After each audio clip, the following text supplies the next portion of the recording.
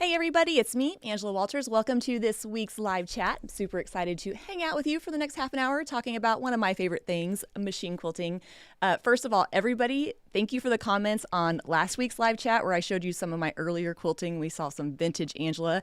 It was kind of fun to relive that. I love somebody said, who knew that I was a minimalist at any point? But very, very excited. Today I have a giveaway. And I'm going to talk about some border design ideas. I'm going to basically share some of my favorite tips for working on my least favorite part of the quilt, the borders.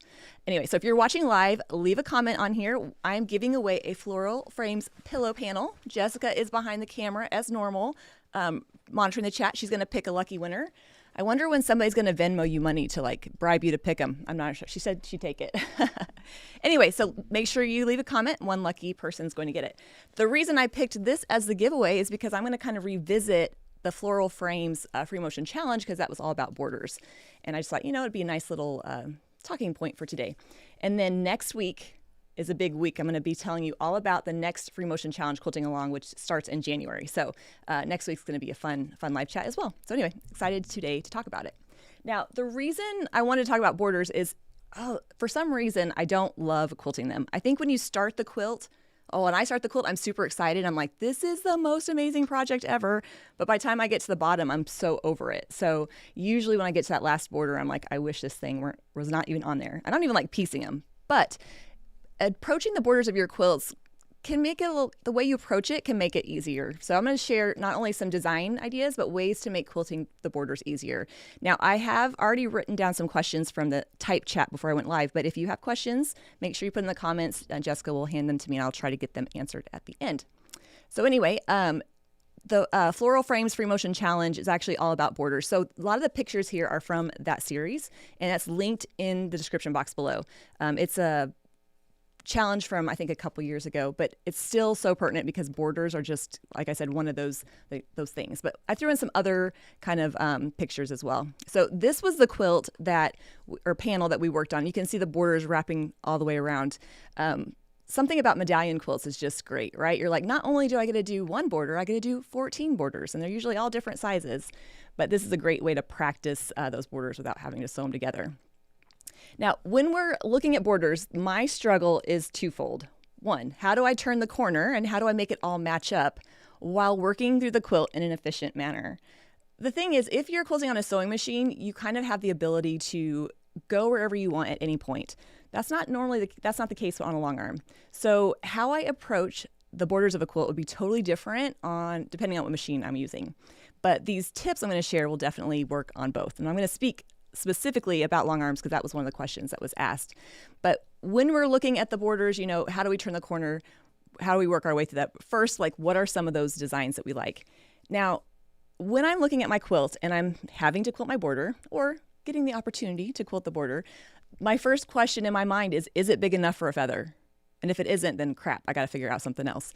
Feathers are usually my go-to on designs, but the thinner borders look really fun and doesn't always fit those bigger feathers. So for smaller borders, I usually go with swirls, like we can see here, kind of swirls in that border, especially if it's like a 2-inch wide border or not.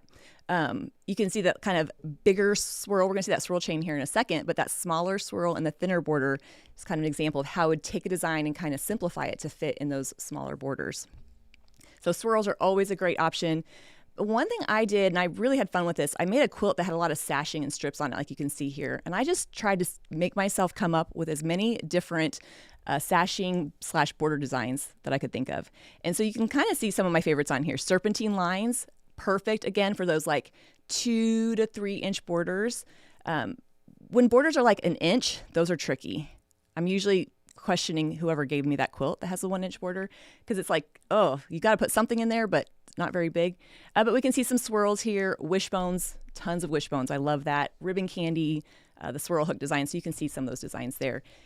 When I'm quilting, I really have my go-to designs. If you look at all my quilting, there's probably only 8 or 9 designs I use a lot, but I do like to use them in some different ways on the quilt. So find your favorites and kind of just stick with them. You don't have to reinvent the wheel on every quilt. Here we can see a quilt that has tons of little strips borders. Oh, so much fun. But we can see in those littler borders, if I can't fit a whole feather, well, I'll just fit half a feather in there. So you can kind of tell how you can kind of simplify the designs. But again, we see the serpentine lines and the wishbones and then just the part of the petals there, feathers. I think what's cool about it is you can find the designs that work well for you, especially in those areas. Now, one thing I don't really have a lot of pictures of, but I want to just kind of touch on this. When I'm quilting quilts with lots of strips like this, I like to use designs in those strips that touch the edge of the strips so I can transition in and out of it. So instead of working all the way down one strip and coming all the way back up the other, I like to kind of work across in chunks, transitioning from one to the next. So what does that even mean? I know, like if you're like, I don't know what you're talking about. If I'm picking designs for a bunch of strips, I'm not going to do like echo lines in one of them because it doesn't touch the other border. So when I'm looking at my quilt, I'm looking at how big is the border and do I need designs that touch the edge so I can hop in and out in an efficient way. So you can make the feathers touch, you can make the wishbones touch, and so that's kind of how I do that. Here we can see more wishbones, but you can kind of change up the size. You don't have to do the same ones all the time. And if you're already struggling on keeping your wishbones the same size, well, perfect. You just kind of lean into that. And then ribbon candy. Now, I know not everybody loves ribbon candy, but if you can struggle through the time it takes to figure it out, it's a really good, quick design. And I think it looks so beautiful, especially in those thinner borders. But when we're looking at larger borders, though, that's a whole different thing. And that was a question that Tammy asked. Border designs for 3 to 4 inch borders, which are really kind of tricky, right? Because you're in that middle zone. So you're getting kind of bigger, but not large. Now, I like to joke that when my grandpa taught me how to quilt, he would make all the blocks and then he would make the borders and sashings the size he needed to make the quilt the size he needed. So sometimes you get really big borders, which are a great idea, right, when you're piecing them. But sometimes when you're quilting them, you're like, oh my gosh, what am I going to do with all this? So some of my favorite designs, first of all, when you're dealing with larger borders, real thick, you can double up your designs. So here, if it's really too big for one feather, I can quilt a couple feathers in there. So kind of like stacking them on top of each other and putting some filler in between. That's a really easy way, combining the ideas there just to make it a little bit, break it up and make it a little bit easier to manage. And then the swirl chain. We kind of saw this in the earlier picture. This is a great design that can really expand or shrink depending on the area that you have. So definitely one of those versatile ones that I use a lot. It's very echo heavy, so that kind of helps hide any imperfections and helps fill in the gaps around that design. So especially as I'm getting those bigger borders. But if I had a border that was quite large and I didn't really want to make the swirl chain that big, I would just quilt it down the middle and add filler on both sides. So your design does not have to like fill it up completely. You can use filler to fill in those gaps. And I really like to do that, especially using different fillers on each side, just because it makes it a little bit more engaging. I like to joke that I'm easily bored, but I'm easily amused, so it kind of all works out. And if you look at the swirl chain and you're like, I can't do that, I promise it's really easy once you get the hang of it. I like to say it's kind of like a party trick. It's really impressive, but nobody realizes how easy it is as you're going. Another thing I like to do, especially for 3 to 4 inch borders, is, like I said, kind of combining designs. Using like these kind of bracket kind of shapes to shrink that down a little bit and then putting my wishbones in there.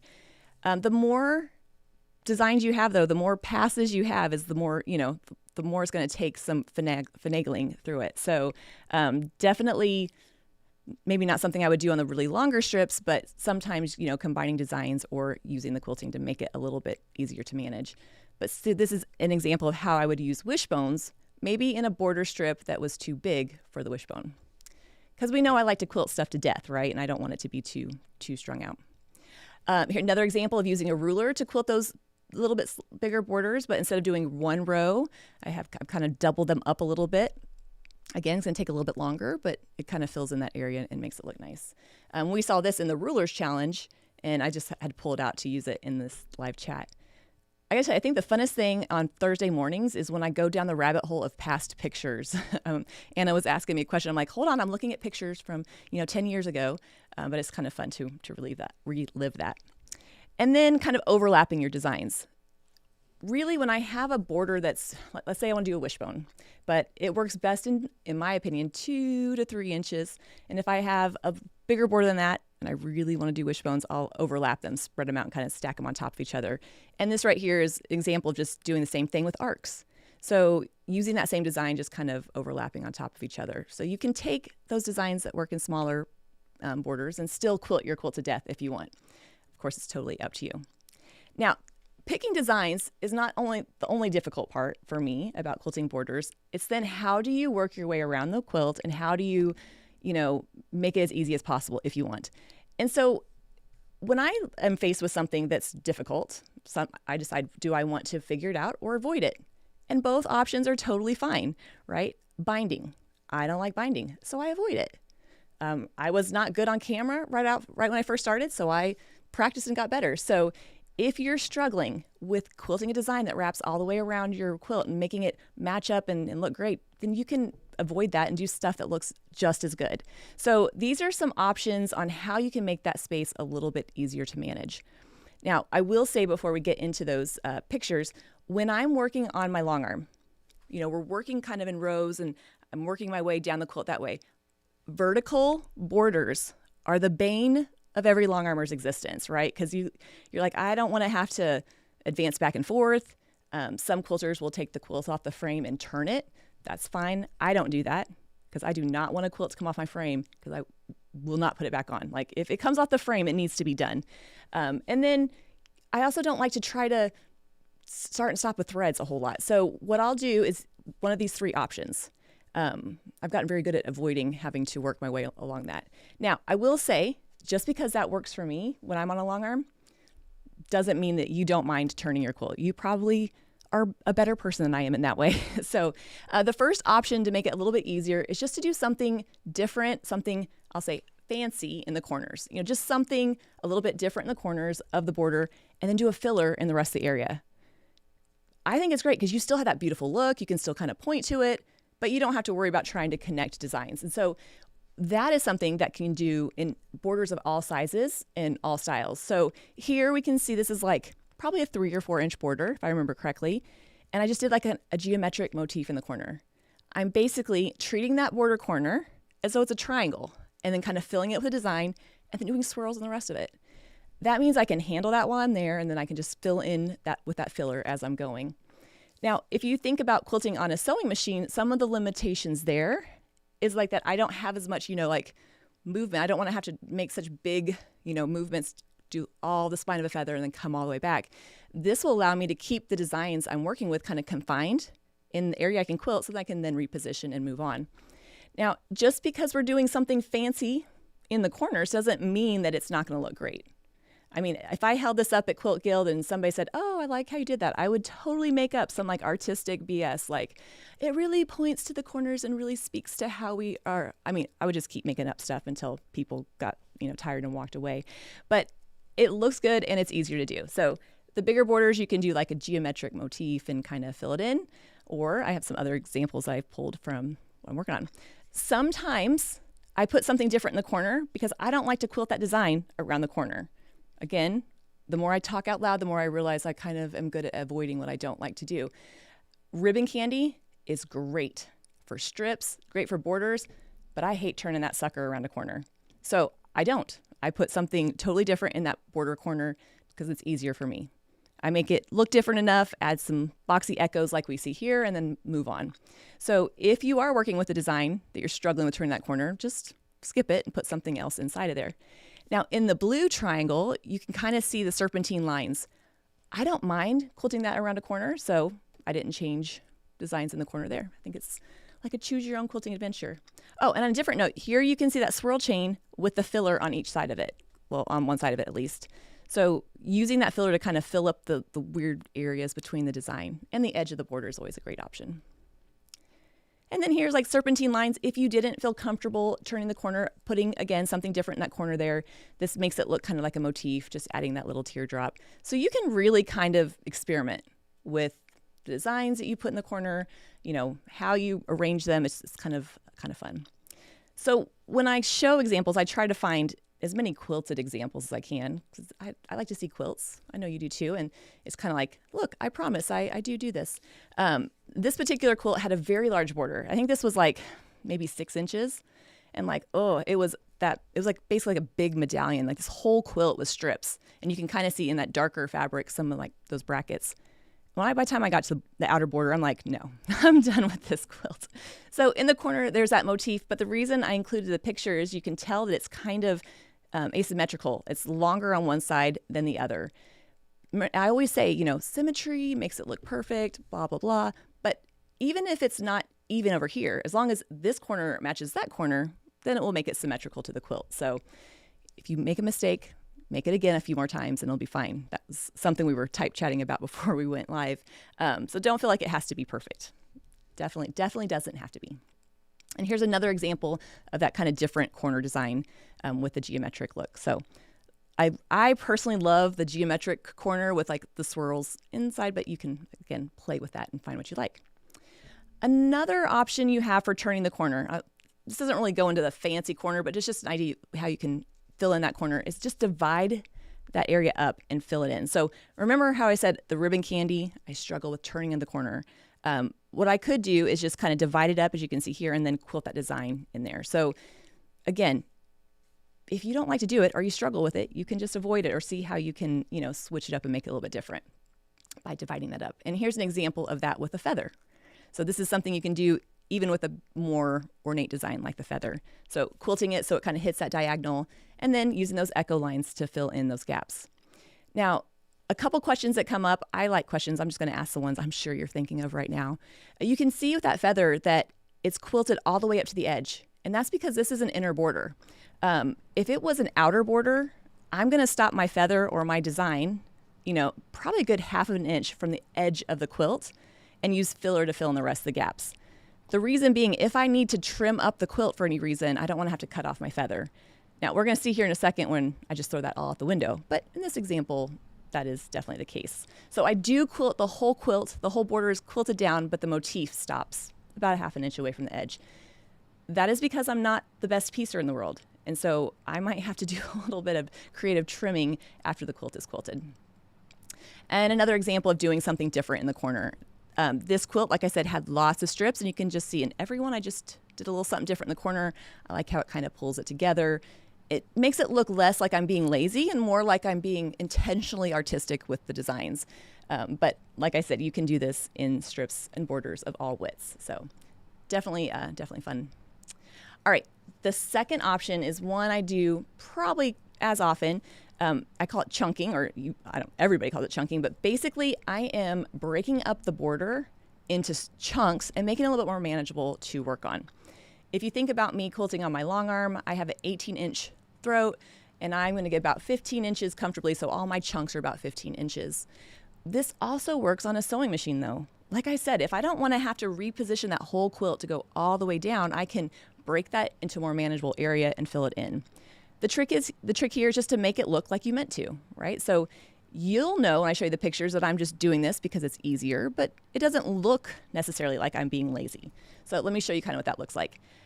When we're chunking up designs, we can either break up a design and use it, or we can break up the border. And so here I'm talking about just breaking up the border. So you can see here I've got some vertical lines, and then I have the horizontal lines in between them. I'm kind of using the quilting to break it up to create my section that I can then fill in. So let's say I loved the look of straight lines down the side of the border. I do like how that looks. I just know there's no way I'm going to do that, especially on my long arm. But I can break that border up and make it a little bit more manageable so it's easier to quilt, especially if you're struggling with ruler quilting and you're like, oh man, I'm great for this long, but I've had some wine, so I can't go much further. So it just kind of makes that space easier to manage. Now, on a long arm, this is when I start talking out loud and I realize I overthink this stuff. But on a long arm, I definitely need to do that on the vertical sides. But on the horizontal, it's not really an issue, right? Because I have the whole path available to me. But I still do it on the top and bottom borders because I want it to look like there's a different reason than just me being lazy. So that's kind of how I'll handle that. Now we can see, like, I put straight lines with feathers. You can do curvy lines. You can really kind of mix and match how you break up that border. But just break it in chunks and fill it in. So here you can see some curvy lines. Did some big kind of serpentine lines to kind of break that up, and then did some brackets inside of it. I think it'd be fun to like alternate between designs, or, you know, experiment with different stuff, even on the same quilt. Just throw a lot of stuff at it. I'm sure it all looks great. Especially here, like in the corner. So turning the corner, those echo lines, again, I love how that looks. I really do love how it looks. I just don't want to quilt long straight lines over the whole border. So using those bigger kind of serpentine lines to break up that chunk. Now, sorry, my voice sounded weird. Now, when I'm working on my long arm, I'm progressing as I go down it, making my section, filling it in, making my section and filling it in. But on a sewing machine, you could totally go about that different. You could go quilt all your dividers and then come back and add all your fillers. It's just really whatever it is that you feel comfortable doing. I think that's what's great about quilting. We can find whatever our own, you know, happy spot is. Here's a different example of chunking up that border. Instead of doing just the horizontal or vertical, I've just kind of quilted that motif and add some echo lines around it. So when we're doing that, you can kind of be as creative as you want with it. Add as many or as few. And one thing I like to do is look to the piecing on the quilt as a guide. Right, so if I'm looking at the quilt and there's blocks in the center, like that means it's probably laid out on a grid. Can I use those blocks as some kind of reference line to help kind of space out my designs? I don't mind marking out my quilts, but if I can use the piecing, that's even better because it saves you just a couple steps. And here another example of kind of taking that feather and kind of just quilting it in a defined area. Feathers look gorgeous wrapped around a whole quilt, but it's one of those designs that's a little tricky to connect all the way around. So instead of doing that, I can just, you know, break it up and kind of fill in those sections. And you can kind of see that little like motif in the corner there as well.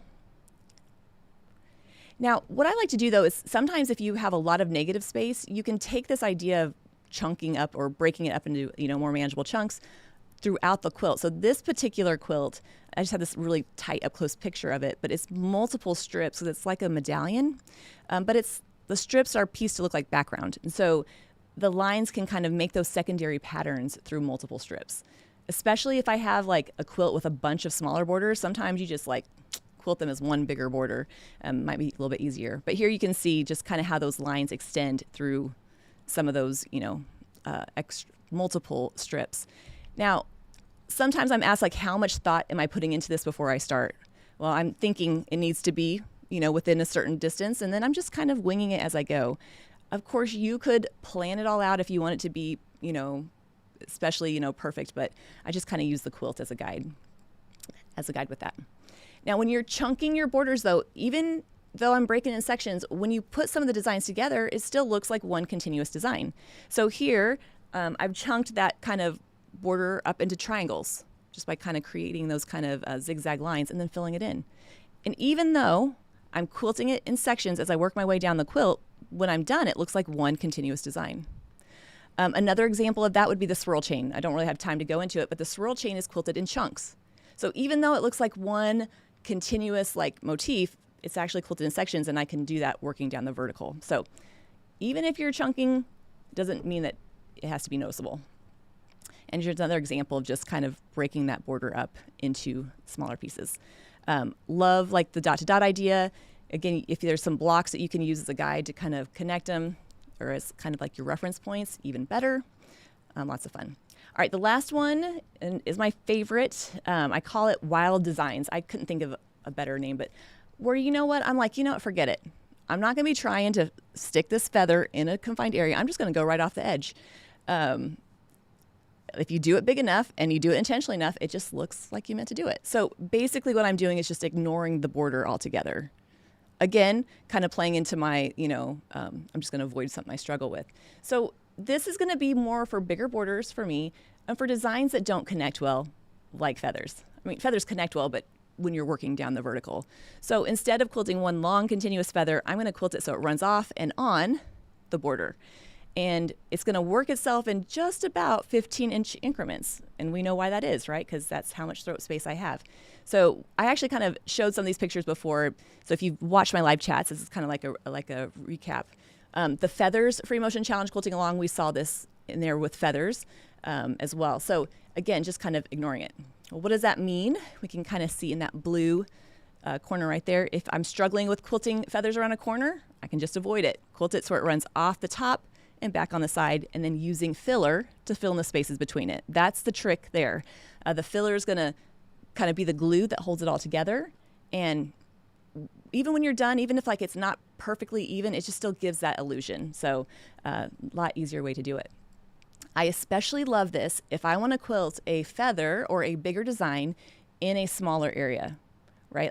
Maybe I don't have room for the whole design, but dang it, I really want to quilt a feather. That's another way I can fit it in by intentionally making it run off the edge. Now this is where, remember I said like, oh, I always stop the feather or whatever about 1/2 inch away from the edge of the quilt. This is where I throw that out the window because it's going to run right off of the edge. And it's actually a lot quicker to quilt something like this than to, do a filler over the whole area for me. Another example, this was one that we did on the Midnight Quilter. That border around the quilt was like a 3 or 4 inch border, big enough for a feather, but I wanted like a bigger feather. And so I just kind of grouped it with the background and kind of just disregarded the border altogether. And here you can see a little bit of that, where that feather kind of comes into the main part of the quilt and kind of runs off of the edge, just kind of going wherever it wants. Because it's wild that way, right? It just speaks to us as a society. We cannot be contained by the borders. But again, like if I want to quilt something bad enough, I can usually figure out how to fit it in. And then in the corner, you can see that little star design, like it's a different kind of design in the corner just to give it a different look. So kind of fancy, I'm kind of combining two things, like the fancy corner and the wild designs. Now, we saw this one just a couple weeks ago, probably a month or two, I don't know, a little bit ago, where I quilted a quilt for Tula and did the same thing with the feathers. The border, was like, again, like 3 or 4 inches, that kind of different size. And I'm like, well, I'm just going to quilt it so it runs off the edge. And I like doing it here because it kind of showed off the dot or the polka dot in the fabric. So again, definitely one of my fun, like one of my go-tos, one I use a lot. And like I said, I could say I do it because I love the artistic look of it, but we know I'm just being lazy. But really, when you're approaching the borders of your quilt, or really approaching any part of your quilt, you just have to ask yourself, what do you want to do and do it? Now, you might be watching and be like, well, if I knew what I wanted to do, Angela, I wouldn't be watching your live chats, right? Just try some stuff. You'll figure it out pretty quick, right? Try doing the corners, try doing the motif, try taking the machine off or the quilt off the frame and turning it. Whichever one makes you feel less like throwing up is the one you should probably go with. So there's no wrong way to approach it. But sometimes having those little, those little hacks makes it a little bit easier. So hopefully that helped. Now, I see Jessica writing, so I'm sure there's some questions, but there was a couple questions that came up on the type chat. Cynthia said she's having trouble she's quilting, I'm not sure what machine, sewing machine or long arm, and she's getting random loops in the back, and this doesn't last for very long, but for about 2 or 3 inches. So she's quilting along, and then that's the worst too, because it looks fine on the top, and then you turn it over, and you're like, oh my gosh. What could be causing that? Well, the hardest thing about trying to diagnose stuff like that is it could be one of a million things. But one thing to check is if you're using like a slicker thread or a thread that's, like Glide sometimes does this, as it's going around, sometimes it falls on the cone, and that could be why you're getting that kind of random look. Another thing could be maybe your bobbin isn't wound correctly. If you're having intermittent tension issues, like that just come and go out of nowhere, sometimes, most of the time, that's a bobbin issue because like the bobbin isn't evenly wound, and so it's getting tighter and looser, and it will drive you nuts. So hopefully that helps. The last thing I would say is, depending on the movement of the machine, could it be that you're quilting and it goes well in one way but not the other? So hopefully that helps. Anyway, so any other questions there, Jessica? I realized the other two I answered while I was talking. Thank you. Are there designs that I would not attempt on a domestic machine? Yes, there's designs I would not attempt on a long arm. For instance, on a long arm, I wouldn't do a design that starts in the center and spirals out. That was super popular, years ago, and I was like, no, I can't do that on a long arm. On a sewing machine, not so much. I think there's no designs I wouldn't use, but I would use them differently, if that makes sense. So for instance, like that feather, if I don't want to push this big quilt, I don't want to push the whole thing, I'm going to quilt that chunk right there. So I wouldn't say that there are any designs I wouldn't attempt. Now, there's designs I don't like that I wouldn't quilt on either machine. Like, for instance, I don't like a heart meander, which is funny because we saw last week some of my early quilting was hearts. So I think you can make any design work in a different way, like on your sewing machine. So don't feel like there's designs out there that you can't do because you have a sewing machine. Do I mark a design to make sure a repeated pattern will fit? Okay, that's a tricky one, right? If I'm going like in triangles and I want to make sure it matches up, I don't. So usually I'll do that if there's blocks of the quilt that I can use as a guide. I can use the corners and I can kind of see. But let's say I don't want to try to figure out how to match them up. I'll just stop them short of each other and use filler to fill in the gaps. That's one of my favorite ways, especially if I'm doing something geometric and I'm like not sure it's going to connect. I just kind of like, okay, halfway through, we'll just put some swirls and call it good. So, but you absolutely could take the time to mark that out if you want. What are some masculine border designs? Okay, yeah, because I'm like feathers and swirls and ribbon candy. There's like, I'm going to use my fingers, so hopefully you can imagine. Think of like a boxy kind of wishbone. I like that kind of design. It's kind of like triangles. You can do leaves in there. And then something minimalist is always good too, I think, like echo lines. So hopefully that helps. Do I recommend starting in the middle of your quilt? On a sewing machine, you can start anywhere you want. I usually start in the center because it's never harder than it is right there. And I want to do the hardest part when I'm still excited about the project. It's like, I don't want to wait till I'm almost done with everything but the hard part. So on the long arm, I start top down, so it just depends on the machine. Have I ever quilted a round the block quilt? If so, any tips for approaching those borders? I guess I don't know what kind of quilt that is. I'll save this to the side and look it up and maybe answer that next week. When I break up borders on a long arm, do I have to repeat the same on both sides? No, you can do whatever you want. I usually do because I want it to be symmetrical and I think symmetry looks perfect. But yeah, no, you can totally change it up. An instance when I might do that is maybe the quilt has an irregular layout. Maybe the quilt isn't laid out on like a grid. There's just like improvisationally pieced. Well, then maybe it makes sense to do something different and funky on both sides. So maybe. Do I mark the chunks as I go and then fill in the spaces? So usually I'm kind of doing it on the fly, especially on the long arm, because I can see that section that I can work in and I kind of keep it pretty close. So I'm doing both sides. I'm working my way down. But you can definitely go about, like I said, you can go about that differently on a sewing machine if you want, just whatever kind of makes sense for you. If I chunk the borders, do I chunk the sashing? It depends. Don't you like that answer? I mean, that's always it. I might not chunk the sashing because maybe I'm picking designs that touch and I can kind of work. So I kind of am quilting them in chunks, but you just can't tell. But what I'm not doing is like using the quilting two different designs to break it up. I usually don't do that in smaller borders because there's not a whole lot of room, and I just kind of I'll pick like a feather or something that kind of touches both sides. But that doesn't mean that you can't. That's just kind of how I approach it. How do I figure out my design to come out even in the border? I pray, I drink, I hope. There's lots of options. When I start on my border, I start in the corner, so at least one of them is going to fit, right? So I'm like, okay, I'm now 1 for 4. Basically, I try to make the borders kind of first and then fill in. I don't know if this is true, but I think people tend to look at the corners first. The corners are the center.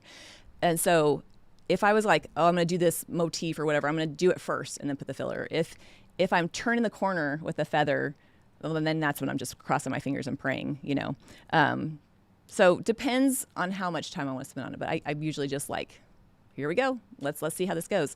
But I will say, and I'm sure those of you out there that have a long arm will already know this, but after I quilt those first 2 border corners, before I do anything else, I take a picture of it on my cell phone, because no matter how often I'm like, I will totally remember doing that.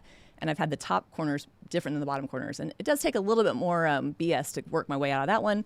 I can still do it, but I try to remember that. So hopefully that helps. All right. Thanks so much for joining me. I love getting to talk about stuff, especially things, like that I've struggled with in the past. So hopefully that helps. If you're not watching live, you can leave your questions in the comment section. I get on there from time to time and answer, and other quilters do as well. And that's what I love about quilters. We're so generous. Now, remember, next week, I'm going to talk about my next free motion challenge quilting along, and I'm going to show you a little sneak peek. I got the quilt right here, so I'm going to show you a little portion of it. This is what we're going to be talking about next week. So we're going to be working on some rulers, guys. Hope you want to do that. So excited. I cannot wait. The challenge announcement live chats are always like the crazy week. So I'm excited about that. But thank you for joining me today. And the winner of the pillow panel is Peggy Hughes. So Peggy, you got the pillow panel. If you wanted it and you didn't win it, just click the link in the description box below because it has those down there as well. So Peggy, email us at customerservice@quiltingismytherapy.com and we'll get that sent out to you. I hope you all have a great rest of your week. I will see you next Thursday. Until then, everybody, happy quilting.